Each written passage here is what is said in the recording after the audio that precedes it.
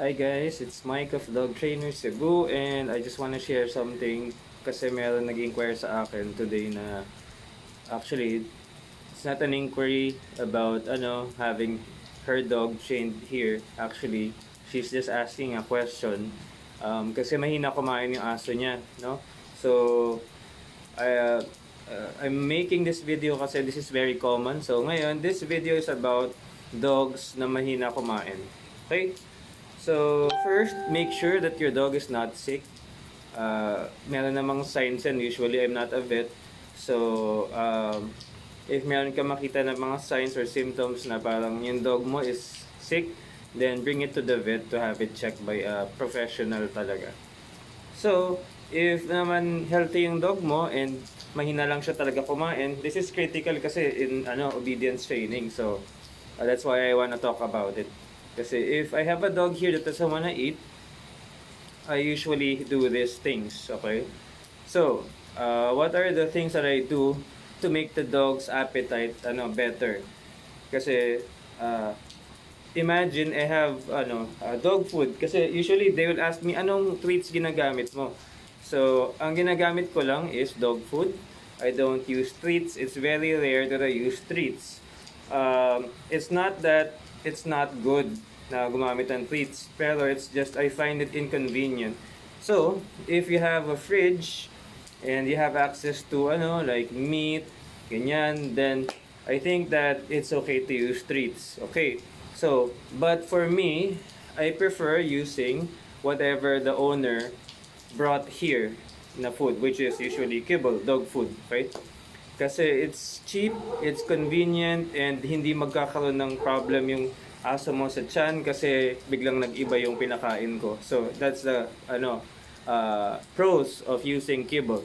So, ngayon, let's talk about what if my dog doesn't wanna eat the dog food. Kasi this is very common sa mga video like, sir, ano magandang treats? Okay, ano yung binibigay mo? It's always just dog food.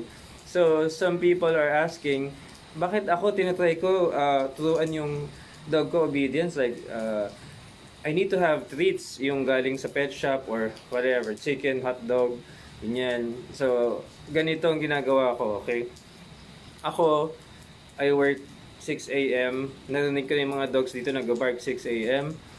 I'll clean up, I'll clean the dogs, and then minsan, basta, to make the story short, 9 p.m. ako natatapos or mga ganitong oras. So, 7 to 9 p.m. ako natatapos magtrabaho.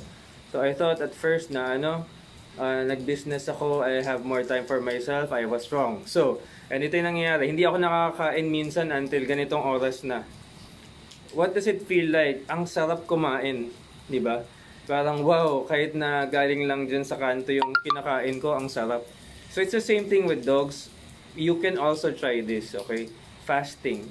So, if it's a puppy, you have to be careful kasi the dogs are growing and they have faster metabolism. It's usually easier to make the puppy eat dog food eh. So this is for older dogs and for puppies pwede rin pero not that much. So, when I take dogs in, sometimes if they don't have good food drive, I don't feed them muna for the whole day. The next day, I'll try. Sa kamay ko lang. Ayaw. O sige, maybe the dog is shy, I'll put it sa bowl. They say 10 minutes ako, I just leave it there for 30 seconds. Ayaw niya, kukunin ko na. Next day na ulit.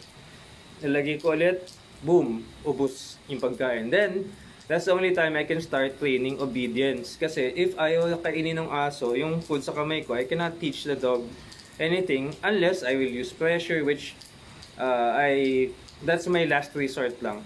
I prefer using food. So, yan, that's one. Fasting. Next is, by the way, make sure your dog is healthy before you do that. Next is exercise. So, ang ginagawa ko lang, like, meron akong dog dito ngayon na tinetrain si Spike, Doberman Pinscher na mahina kumain. So I walk the dog every day, mahaba yung walk namin. And then I don't give him food unless it's obedience. Like everything comes from my hand. Sabi ng owner, yung gusto niya lang yung, I forgot the name, na tourist, something like that. The dog food. So they're trying to switch the dog to Beef Pro.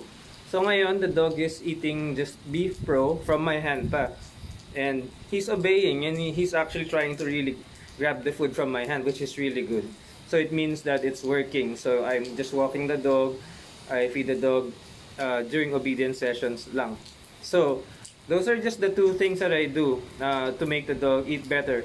But sometimes you can try this. Most especially if the dog comes from eating, table food. What you can do is add a bit of water sa dog food and then give it to them. Kasi sometimes they don't like how it tastes. Or sometimes nga you have to like let it soak a bit for mga 3 minutes para medyo mag-soften yung food, and then it will feel like table food for them. So yeah, I'm able to do that with other dogs then na they are used to eating table food, and then that's what I did lang basically. It will not hurt a dog. Most dogs are like, even yung mga aso sa kalye, they scavenge lang, like they can go on for days without food. Okay, it's not that I'm saying na you should do that to your pet, but just keep offering until they want to eat. Okay, so it will not hurt them kung you will keep trying to give them food. And then yeah, you can start training your dog obedience kapag okay na yung food life niya. And this is another thing that I want to share. Once the dog knows how it feels to be really hungry, the dog will remember, and the dog will just keep eating a lot. I have a student before na rescue, si Sky. Ganyan siya. Every time bibigyan ko siyang food, parang feeling niya na nakawin sa kanya yung food kasi na-rescue siya, and sanay na siya, alam na niya what it feels like to be hungry. So that is why maybe it went on for like maybe even a week, I can imagine, kasi hindi naman nakakain tayo lahat galing sa sila galing sa basura. So I can imagine na sometimes a week bago siya makakain. So ganyan siya talaga.